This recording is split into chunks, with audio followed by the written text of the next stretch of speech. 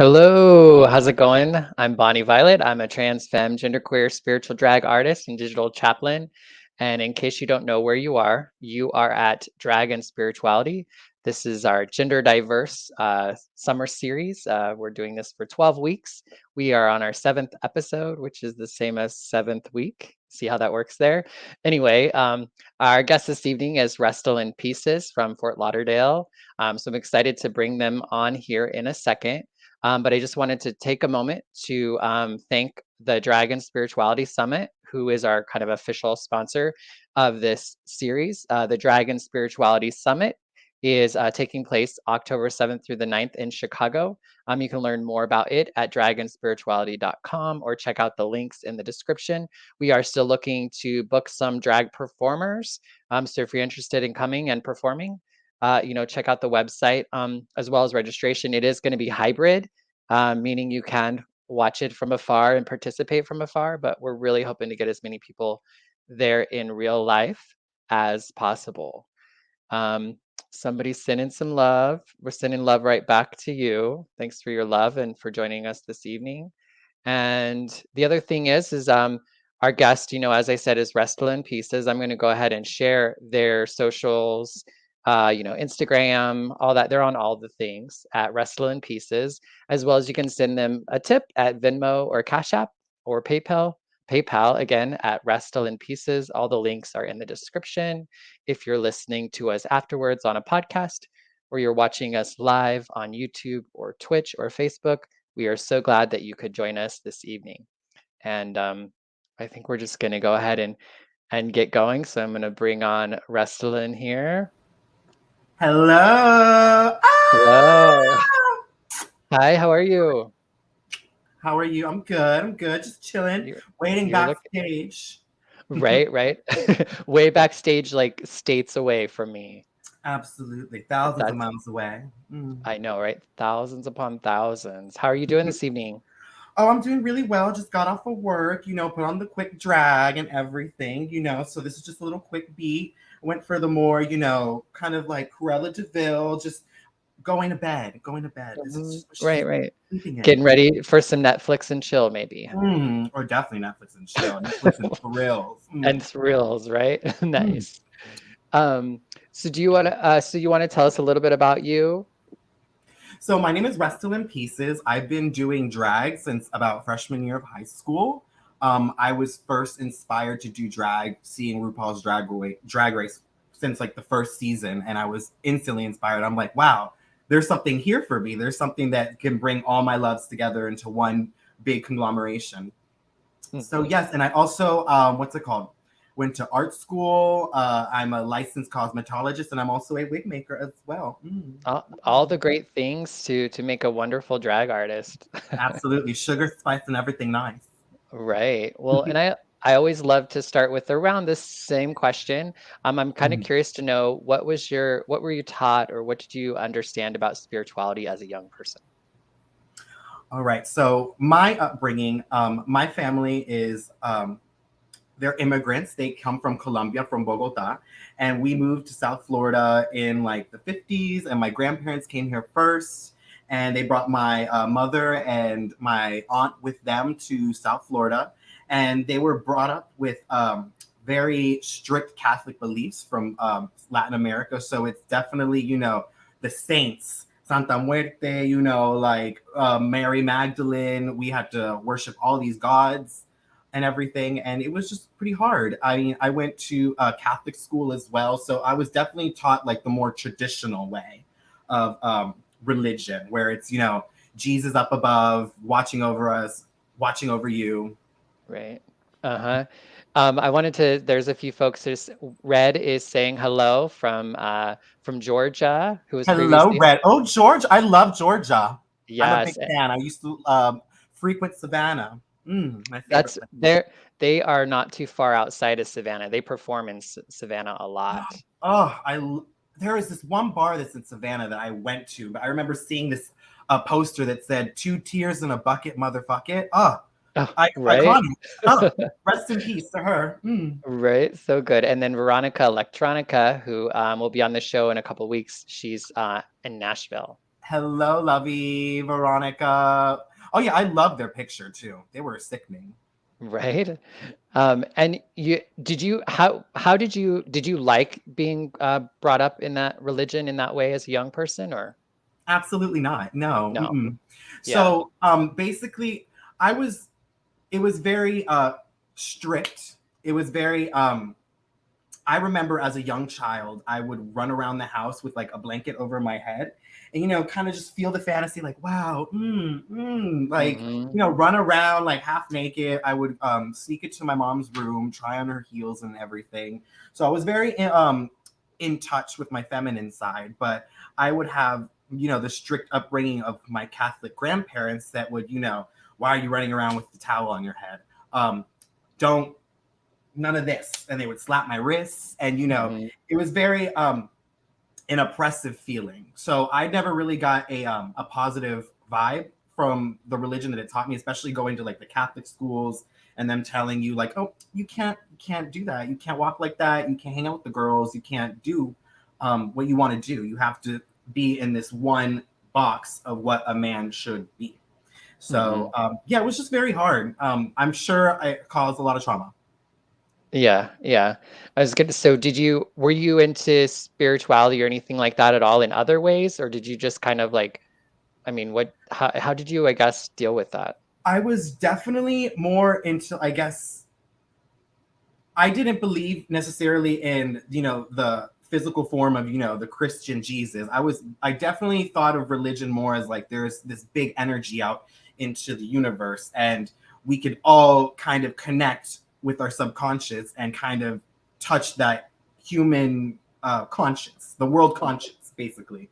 So that was more of my, I guess, way that I would wrap my beliefs around is basically just a big energy, and especially when it comes to drag too, I basically I kind of zen out and go into like a meditative state backstage. So a lot of times I'm not really talking to anyone, I'm more of just like getting into the lyrics, what is the vibe of the song, what is this emotion, and like how can I connect a personal moment in my life and kind of tell my story through the music, basically. So Hmm. basically connecting to the higher feminine and just letting that inspire me and just setting myself free from this confine of like what a dancer should be, what a drag queen should look like, what's this. Right, um right. yeah. So it sounded like you had some sense of spirituality before you started drag. Hmm. And it seems like you're able to integrate them. Were you always able to integrate them, or was that a process for you? It definitely was a process for me. It took a lot of self-love, inner reflection, especially as a young child too, because I remember moments in like, I guess it was like elementary school, when I would like bring a Bible when I was, semi into Hmm. the Bible, and I would have people, steal that Bible, throw it away, um, so I definitely wanted like a sort of guide for me, and that was definitely a way that I could track myself through life. And what was the question? Girl, I lost my train of thought. What was the question again? It's just a question that you were kind of talking a little bit about maybe how difficult it might have been to integrate your spirituality and your drag Oh in yeah, that so setting. it really wasn't until I came up, at least in the drag sense, I was brought up in the traditional drag scene. I was daughter of Porcelain St. Clair from the St. Clair House of DC. Hmm. And I really hated religion at that point, and it wasn't until I was getting into drag that I was what's it called? Found a place for myself with that. So then that's when I started like saying like I could actually bring these two together and become something. Gotcha. Mhm. Hmm. So it was really your drag that almost sounds like your drag actually helped you maybe connect better with spirituality or Oh, absolutely, absolutely, 1,000%. It really brought me in touch with me, who I am inside, and basically like my inner concept of who I am. So hmm like how a lot of times people will ask, "What do you think of me? What is this?" Because we get a lot of our validation from other people. So it was basically trying to find that validation within myself that I'm not really like that. I'm more like this way. So that's when I was brought up more the traditional pageants way, I realized hmm I'm like, this isn't me. I'm literally putting myself in the pursuit of becoming more open-minded, I'm still closing myself off within this community. So I have to keep opening myself, like, who am I? What is drag? And it wasn't until like shows like Dragula came out, and I'm like, wow, this subsect is really like focused on me, like with the horror love, the drag, the performance, and just the extremeness of it all. I just absolutely was enthralled. Yeah, well, and I think it's kind of interesting because I think some people have a hard time thinking that drag artists can have spirituality, but then I think there's also maybe another layer of being more of like, like loving horror and Yeah. that sort of thing, and also having spirituality and also doing drag. Oh yeah, absolutely. And especially like horror really brought out like my queerness, especially because I remember that was some of the best moments I ever had with my dad was going through his movie collection, and it was like, oh, I swear to God, a whole wall of every horror movie you could think of. There was Carrie, Dawn of the Dead, everything, and that was basically how my peaceful moments of my childhood were, was like spending time with my father and like watching those movies and like taking that time and feeling that like intimacy that I have with like my parents. And that basically, like, when I started doing drag, it basically kind of reconnected me back to that like childhood of like, wow, this, I forgot how much I enjoy this. And it was, I'm so caught up with trying to like survive and like pay rent, my health, and like everything, that I just forget like my likes and my wants and everything. And I just have to remember to focus on that. And I also realized that myself, that I am a god, unless in not in that narcissistic term or in the sense that, oh yeah, I'm a god, like, ooh, but Right. I carry a little bit of that universal energy within me, and I could always reconnect myself back to that if I just put myself in that mindset, which is what drag does for me. It puts Yeah. me in that mindset to touch that like divine feminine and like really express who I am. Yeah, yeah. I think it can be really difficult when we like grow up, like sometimes, especially if our childhood doesn't quite align right with where we're going, it Mm-hmm. can be very easy just to sever ourselves from everything and almost kind of say like it was all bad. It sounded like drag Absolutely. actually allowed you to bring Mhm. in some of that good stuff. Absolutely. Like some of my fondest memories, especially like before like drag became this mainstream concept, I was like going into school wearing lipstick, wearing heelless heels, Mhm. glasses, wigs, the full-on makeup, going in like Frankenfurter style costumes to school. And that was the one time where it's like people are actually noticing me, people are actually asking how I'm feeling. Like it was almost like like a way of just like reaching out and connecting to people. You know what I'm saying? Mhm. Because that was, I went to an art school. I mean, Yeah. everyone loves a good clown. Yeah, yeah. No, I definitely like agree. I think I'm more of a introverted, kind of a quiet person for the most part. Like I'm a cute Mhm. little wallflower, but I think there's something about drag that in some ways it draws people to me in a way that I'm often not able to like, you know, go to them, right? Do you know what I Yeah. mean? Oh, absolutely. Because you know what? I also I only ever spoke Spanish when I was younger too. So most of my concept of like, American life and like the English language was, coming from movies and like, Hmm. oh, kind of modeling my life over scenes and everything. And it's just drag was a way that I could connect without having like language and voice using. It's more of just like, using your body as communication, Right, it right. was definitely the way that I could, if I was feeling upset, if I was feeling, happy, I could always express that through dance, especially in art school. Like that was our homework. Yeah, yeah. Yeah, I mean, there's so much that can be said, beyond words. I think Mhm. sometimes words aren't enough anyway, right? Oh yeah, absolutely. It sounds like maybe, and I'm just assuming, but was Restalynn Pieces your first drag name? Okay, so that is a whole story. So we could start off at the beginning when I first started drag. So I already mentioned how I started drag. I instantly was into it when I saw RuPaul's Drag Race, and then when I went to art school, I did makeup. I worked in a haunted house at 15, so that's when I started doing the prosthetics, horror makeup, and everything. That's where I Hmm. kind of refined my love for it, and then what's it called? And then I went through graduated high school, went through a breakup, and it was completely terrible. I go to DC, and I'm at a bar like by myself, just like crying as usual, because that was my early 20s, was crying at a bar by myself. Right. And I go there, and I meet it was Dolly fucking Parton walks up to me. I kid you not. And I just turned 21, and basically I didn't know what direction I had in life, because literally nobody in my school actually cared enough to like actually figure out what school I was going to, what college, what kind of guidance counselor was going to help me, none of that. So no direction, no life, didn't know what I wanted to do or anything, didn't have a concept of business, making money or whatever. She walks up to me and she was like, "Why are you crying?" And then I was just told her what happened, and she basically bought drinks for me. And then a lot of people bought drinks. We did a karaoke night. I sang, and she basically I blacked out, and then was at her apartment in DC. And this is Porcelain St. Clair. I love you, Mom. FYI, she's watching. But I wake up in a bathroom, go out to the balcony, and they're out there smoking a cigarette, and they're basically like, "Oh, honey, you're in the house. Like, there's no point. Like, you're hilarious. You're beautiful. You're this and that." And then she put me out in drag again, and she used all of her old drag makeup and her drag wigs and everything like that. And before then, I knew I wanted to do drag, but I never had the confidence to do it, because no, I was always thinking that, oh, I don't know that much. I don't know what to do. Where would I even start? And it wasn't until she was beating me in that bathroom, beating my face, that I realized, I'm like, I could do this. This is accessible to me.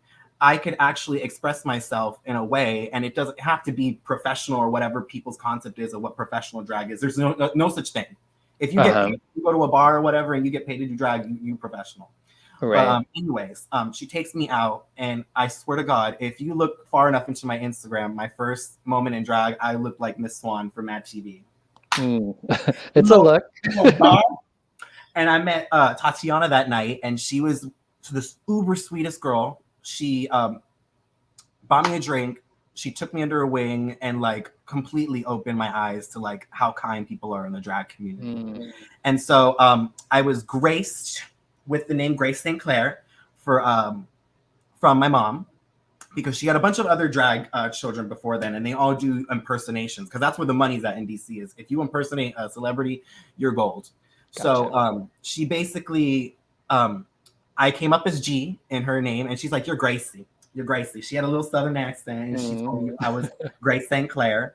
And then I love that name. I was like, wow, I actually have a drive and a focus, and like someone actually gave me the confidence. Someone saw me, because at that point I felt I wasn't seen, I wasn't cared for, nobody loved me. Like, I had no support from my family. I was like, it was crazy. So what's it called? So she named me that, and then fast forward like 2 or 3 years, I'm doing more professional gigs, and I went through a traumatic experience with an ex-boyfriend of mine, and I was basically it was an essay. I can't really say it any other way without triggering people, but it really took the direction for me. Like, I lost my path at that point. I was depressed. I was sad. And this is right when the pandemic hit in 2019. So I had all my friends that were his friends as well completely block me off. They said I was being aggressive, that I'm this and that. And it was like a story after another. And at that point, I was all by myself once again, thinking that I had a direction and that I had something good going for me, building, a community and having a queer community. And that same queer community just like kicked me out. And all because I spoke up against my abuser and what he did to me. And then the aftermath of it was they basically like ousted me. They like told all these promoters that I was a piece of shit, that I was transphobic, this and that. And it was just all these lies. And he basically controlled this like awful narrative of me. And I didn't want to be Grace St. Clair. I didn't want to be tied to him. I didn't want to be tied to anybody else. And I was like, you know what? Grace St. Clair, as much as I loved her and she was a part of my identity, like, she wasn't really the true me. So I went into that meditative state again. And I really quit. I really stopped doing drag for a year, to 2 years during the pandemic because of that depression. And like I couldn't connect back to my spiritual place, my happy place, because every time I would put on drag, I would think of my abuser because that was what he was connected to. So I was, every time I would get in drag, it was like instant flashback, and I couldn't handle it. I would shake. I would go out to events and I would see him there, and he would intimidate me with his friends, and I just couldn't go back to my happy place anymore. Right. It was ruined for me. And I remember I was crying again on a couch in DC, and I was watching the Wendy Williams show. I forgot what episode. I think it was Omarosa in it, and then it was also the American Horror Story 1985.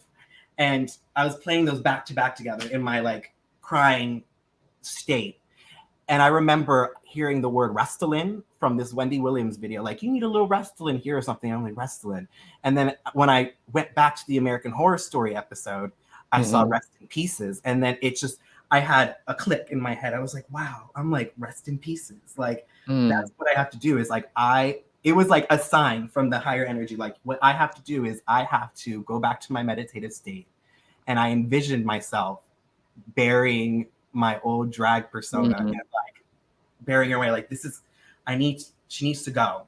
Like, this is, you have to put all your weight, you have to put all your sadness, depression, everything, and you have to cut this negative part out of your life now and like really become who you are. And it wasn't until I like garnered the name Restalynn Pieces that I'm like, this is the true me. This is like a badass fucking warrior that fucking like traverses through any obstacle, any person in her way. Like, she will get what she wants. And it was a lot of my persona was inspired by the 70s grindhouse films like I Spit on Your Grave, I Spit on Your Grave 2, like almost that kind of way, because I kind of found inspiration and strength in those stories. Like, yes, they are very violent and aggressive, and they also feature SA in that movies as well. But I saw myself in that character, and I'm like, wow, she's like taking control of her fucking life, and she is taking her revenge, and she's just fucking like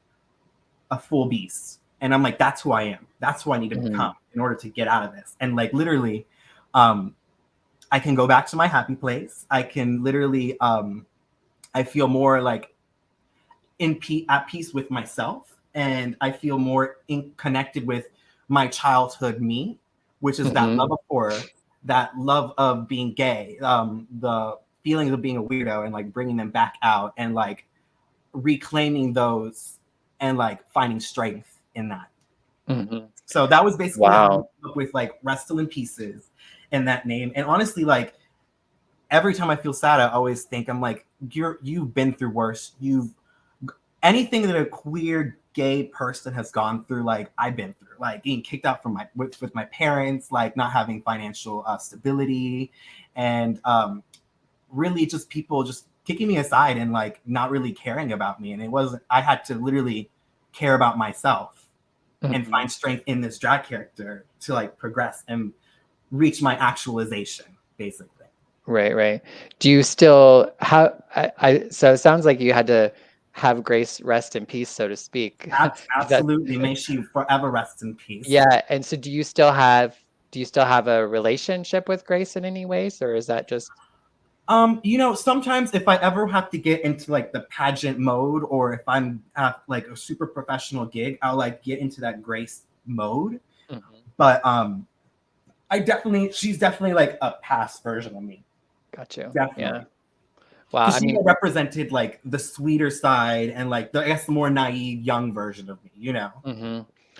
Yeah. Wow. I mean, your story and what you just shared with us is just so like powerful and really clear to see how drag can, like, one, it gave you great life in the beginning as Grace, and like that whole experience, and then how it also even helped you kind of like reimagine and kind of recreate yourself in a whole other way too.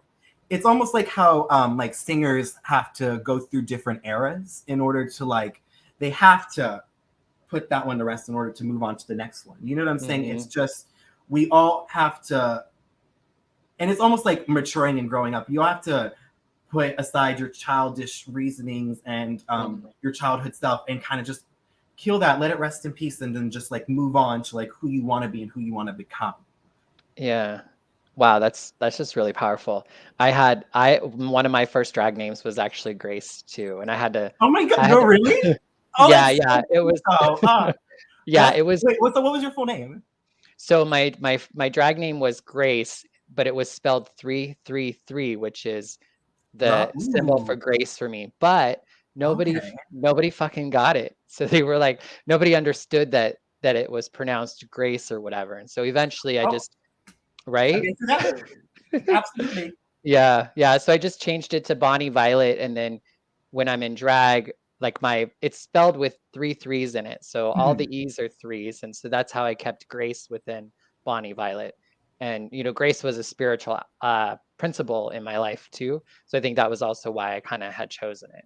Oh, I love that. Yeah. Hmm. And it sounds like your drag mother was with you through that whole process. And I You know what? She was actually a huge anchor and a support for me. Like when my friend group left me, I mean, it was literally I felt like I had nobody. Those are the people that I would hang out with every day. I built not a charity, what is it, a nonprofit with them. I would help them get gigs. I would literally put my blood, sweat, and tears. Like I've literally over I put myself on the back burner, whether it be like a job or like my personal health or like finances and everything, just to like help these people move forward. And then to have like a vulnerable moment and to literally confide in these people and be like, hey, like I need help. Like right. this person really hurt me. Like your friend really affected me in some type of way. And it's like trauma. And like I could have gone to the police and everything, but because I went to you guys and confided to you guys, you took away the opportunity for me. Mm, So it was basically, it felt like such a stab in the heart. So yeah. I really needed a support system at that point. So I really confided back into my drag mother, who moved down to South Florida at that point too. So I would go to her house and we would, I'd cut her hair. We'd, watch Bette Midler movies and literally just, she was, they were the parents that I Mm, really like wanted to have. They were yeah. emotionally there. They were emotionally present, and they actually like asked how I was doing, asked like what Hmm. my plans are and everything. And that's exactly what I love about queer community is you find those parental figures in the community. And Yeah. if your mom don't give it to you, you have your best doll right next to you, like helping you out. Like, hey, do you need me to help you pay for Wi-Fi? Do you want to go out and get a drink with me? And I Right, really right. needed that support system. And Porcelain was like a rock for me. Yeah. I, What a I really gift. truly appreciate everything like she's ever done for me, like believing in me and seeing like me when nobody could see me, Yeah, and I yeah. couldn't be who I am without them. Yeah, wow, what a beautiful gift. And I think it's very fitting that it came in the form of the Dolly Parton Dolly, exterior, literally, right? and she's a good Dolly Parton. If you go on her Instagram, I mean, she quit drag, sadly, Mm, um, because she wants to move on to bigger and better things. But her Dolly impersonation was like shocking. She did Liza too real well, oh but yeah. she was definitely a mother figure and a huge inspiration of like the impact that I want to do on the community as well. Like I'm not a mother yet. I Mm, have a drag daughter right now, but I feel like to take on the role of like a drag mother, you have to give them gigs, you have to teach them how to do makeup, hair, wigs, and this and that. You have to be an emotional support, and I just want to be everything that my drag mother taught me and pass that mm. on to the younger generation as well. Yeah, yeah. Yeah, I'm sure you are going to be amazing at it. Mm-hmm. Like I Thank believe you. we That really does mean a lot to me, though, for real. yeah, I mean I feel like we cannot transmit something we haven't got, and you were Mhm. modeled by your drag mom in such a beautiful way. How could you not be a Exactly. great parent? And I That's think we also need more like people like that in our community, like really like those are the type of people we need to put up on pedestals, like people that actually mm, help the younger community. Like it's none of these like these bullshit drag queens that are out here like, yes, I do a lot for the community, this and that, and then don't really do anything. They don't help people, right. they don't actually like do anything. They just say it for the clout. And I'm not Mhm. about that. I love to see queer community practice well. Yeah, totally. So what is your spiritual life like now? What does that look like, or how would you talk about it? So my spiritual life now, it's still really the same. Um, I really only ever, so let me rethink this. So basically, I like to believe in spirituality as, the higher energies and this and that. And the only way that I can really go to those higher energies is by, practicing self-love, practicing self-care. And really makeup and wigs really help me get into that mode. Like, this is all for me to look good. And then once I'm actually out in drag, I feel like untouchable. I feel like I'm really am a god, basically. And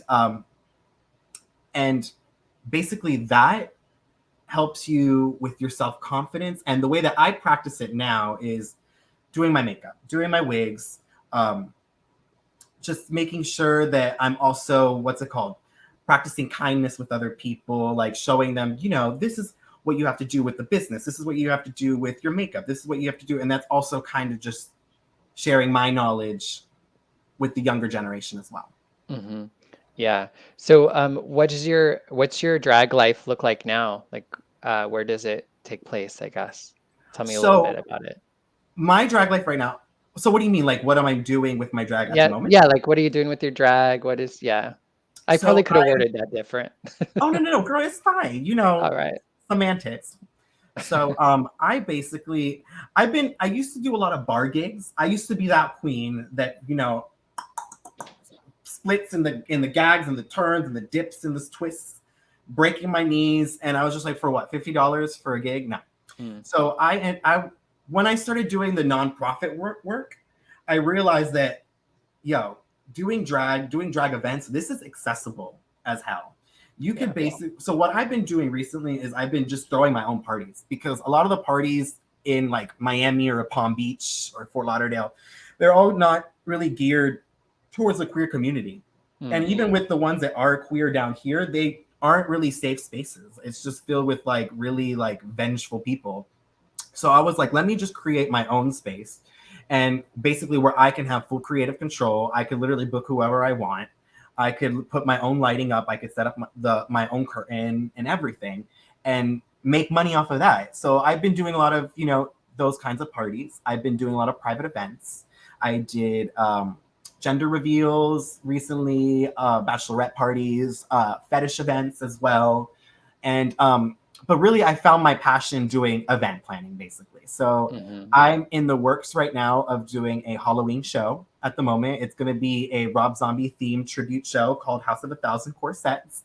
And Right. it's going to be punk rock as fuck. I'm going to have my friends from my art school that have bands that have their own small businesses, and just have them perform there and just build a community around my friends, basically. Hmm. And I feel Yeah. like anybody could do that anywhere. If you're like in the middle of Ohio, if you're in the middle of Virginia and there's nowhere to do, if there's nothing to do over there, make your own event. Like, Yeah. go to a hotel, rent out that ballroom, go do it at your house. Have a house Hmm. party, charge people at the door, save that coin up, and then have that for the next party, and then build it bigger and bigger and bigger. You know what I mean? Yeah. Like, Yeah. make your own resources, basically. Hmm. And just like, if there isn't a space for you, fucking make your own space. Like, if there's a straight bar, like, reclaim that space and say, I want to have a fucking show here. I want to do my drag here. Let me entertain the straights for a little day. Come on. You know? Right. Right. Yeah. Yeah. No, I feel you. I think sometimes I wonder what keeps us from like doing things like that, right? It's really just, I feel, especially me looking back on who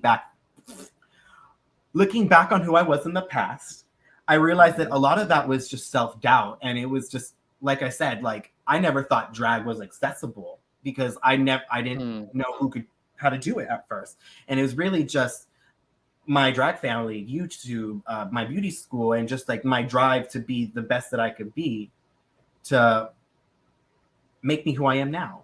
I don't, girl, I lost my train of thought again, mama. The You made mind, sense. my mind is a minute noodle, Right. and it flips and flops whichever way possible. What was your question again, darling? What was your You question? Because I want to bring it back to the point. Well, I had just kind of made a comment that yes, what keeps us from just doing the things, like what keeps us Right, from creating the spaces that we right. need to be in, you know? And And like I said, it is definitely a self-doubt. And what people can do to get over that self-doubt is, if you think you look bad, like lean into that, or mm, like just express yourself in your most honest and true way, and you will build a community around that. Like right. there are people out there that'll see you and that will be inspired. You just being yourself will inspire people to be themselves. Yeah, yeah, definitely. I would wholeheartedly agree with that. This series, it's called Gender Diverse. So I did also want to kind of touch in about your gender story. How does gender impact your life? So I consider myself as non-binary, mostly for the fact that I consider non-binary like a sacred space that, some people don't want to fully transition. Some people don't want to take moans.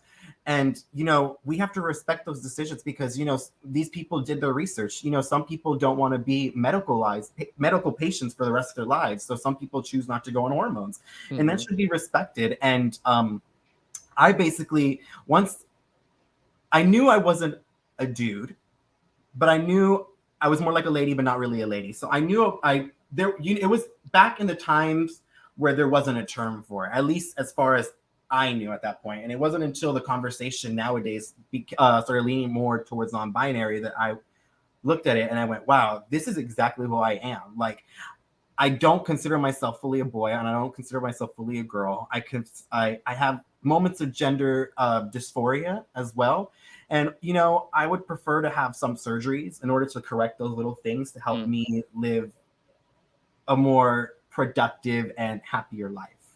So sometimes I like to dress in dresses, and then sometimes I like to grow out my beard, because I feel like I don't have to owe anybody androgyny when it comes. Because a mm-hmm. lot of times when people think of trans or like non-binary, they still think in those, confined boxes that, oh yeah, you want to be a boy, so you have to dress masculine, or you want to be a girl, so you have to dress feminine. When that's completely not the case. You could literally do whatever you want. You could dress up however you want.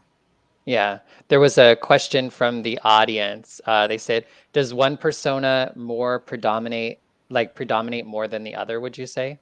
That is a great question, Mr. LinkedIn user. So definitely one persona comes out more. It really just depends on my headspace at the times. Definitely, my masculine persona comes out more in my everyday life because it's easier to present that way sometimes. But then a lot of the times, I want what's the word? How can I put that? I basically find myself being taken over by the Restalynn persona, Mm, basically. And then that's when I feel, a little manic sometimes, a little bit, wild girl. And I want to just dress appropriately. And if I don't dress appropriately, it really does make me feel like anxious and scared in a way. So I feel like I have a safe place and a safe space within me to dress up feminine. And that helps mm. me stay calm and like collected and cool. Right. So inside your drag, but as well as outside of your drag, or Mm-hmm.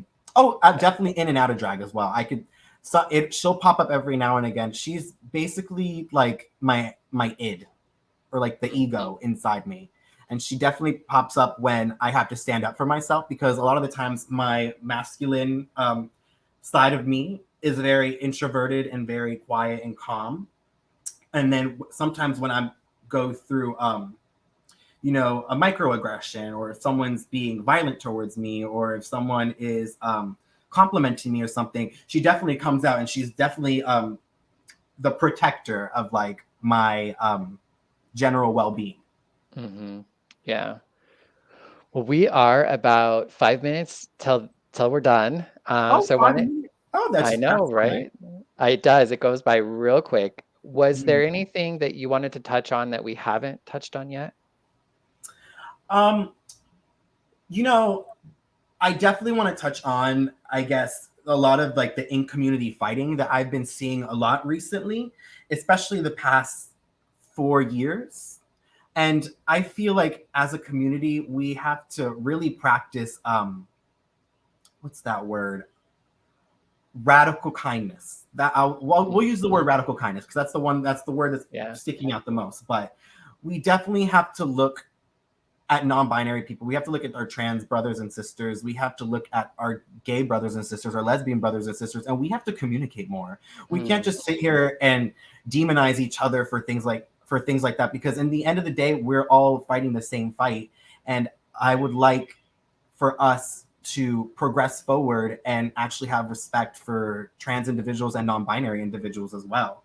Because especially with the trans community, I've been seeing a lot of fighting with binary trans people and non-binary trans people, and cis folks as well, and gay folks as well. And it's really sad. It's not like the community that I used to see back when I was younger, and I want to, and because of that, in community fighting, we're seeing a lot of like radicalization from the far right, and it's a very scary thing. Like, we just went through what's it called? Florida we lost Medicaid and Medicare for trans folks and trans individuals. And it's honestly like, because of the infighting that the straight people see within our community, we can't even like bring our ideas and come together and move forward, because we're still fighting over each other. We need to fight over the bigger things. We have to do more fight at the local level, and talk to your politicians. Let them know what non-binary people are. Try and get them to look at you as a human being. You know what I mean? Like, we are humans. All we want is to be loved and to be respected. And straight people feel the same way. They just want to be loved and respected too. And especially when it comes to the conversation with drag time story hour that I saw at our house brunch and everything. And I think that's disgusting. It's really is disgusting that people are demonizing us like this. It gives me the gay satanic panic of the modern days. Yeah, and, no, totally. Yeah. And I really want Gen Z to stop being so aggressive and stop, eating our young. And I want them to be more educated. I want them to educate the cis heteronormative community, because these are the people that are in office. These are the people that are controlling our lives. And the rhetoric from the last couple of years has been, straight white man this, and fuck cis people this, and fuck heteronormativity. And now they're seeing that, and they're like, you know what? Fuck gay people. We're going to take your rights back. Right. And like, we really have to have a conversation and literally talk through our differences, because at the end of the day, like, I don't necessarily agree with what's it called? Their perspective, but I agree that they still love and just want to protect their children. You know what I mean? Like, they just don't want people like pedophiles and groomers. And I totally get that. And I respect their opinion, because at the end of the day, if I had a child, I would want to protect them every which way possible. Right. And so basically, we just have to have the conversations with them. Yeah, I think that's the only way that we can productively move forward, because right now we are in the age of the overcorrection, the backlash, the Twitter beef this and the Twitter beef that, and it's becoming very Fahrenheit 451, George Orwell, very Orwellian, and a lot of it's coming from the radical right and the radical left as well, and we have to find some common ground somewhere. We can't keep fighting. I'm tired of it. It's taking the fun out of drag. It's taking the fun out of the queer community. I'm seeing a lot of our queer brothers and sisters being radicalized, and they're turning to the right. And I would have never thought of that. But when you see all the hate and the vitriol, and also the effects of what it's doing to straight men out there, there's more shootings out there, because not a lot of straight men are actually talking through their feelings. There's no safe space for actual straight men to go and express their feelings in a productive and what's it called? Emotionally productive way, and now they're starting to shoot up schools and everything like that. How can we help that? I just really want peace. I really do. And I feel like we have to come and hit it more through an angle of kindness. Yeah, and just listening, right? Just actually listening. Active listening is the best thing we could do to our queer community, to America in general. As Charlie said, I totally agree. Stop fighting. Cheryl says, need more love and less hate. Love y'all. And Telly says, we are all just trying to live our lives. To their fullest. Agreed 100,000%. Stop the Absolutely. fight. Respect Yeah. each other. If we're not hurting, if you're not harming or doing anything negative to another person, like let them be. Like Yeah. if the straight people want to have their opinion, if the far right wants to have their opinion about them, let them have that opinion. But let's try and attack that in a more loving and kindful way. Like those are the people we need to convince. Yeah. I think it's challenging because I think a lot of people are hurting. And I know for me, it's so hard for me to notice somebody else is hurting when I'm stuck in my own pain. You know what I mean? And so it's like Absolutely. I really have to work on my healing so that I can show up. But they can be done at the same time. Like I don't have to be fully healed to give a shit Mhm. about you, right? Like I can do both things at the same time. Really. Yes, yes. Thank you so, so much for being on the episode with us. Earlier, Telly had said, you two are so beautiful. I love that you can just be yourself. It's so Love you, Telly. Thank inspiring. you so much. Chantel says looking gorgeous in Mhm. Arizona. Mhm. Charlie also Mhm. says so beautiful in Arizona. Thanks everyone who joined us this evening and participated in the conversation, whether watching us live or you're listening to it afterwards. Join us next week as we do our 8th episode of the series, where we'll be meeting with a baby drag queen, as they refer to themselves. Ah, fetus. Yes, so come check us out next week, same time, same place, same bat channel, as some folks say. And feel free to check out the Dragon Spirituality Summit. Again, we're hoping to register people now, and we're still looking to book some performers. It is a paid gig, so do check it Woo! out at dragonspirituality.com. Thanks everyone so very much. And yeah, I think, do you want to say goodbye?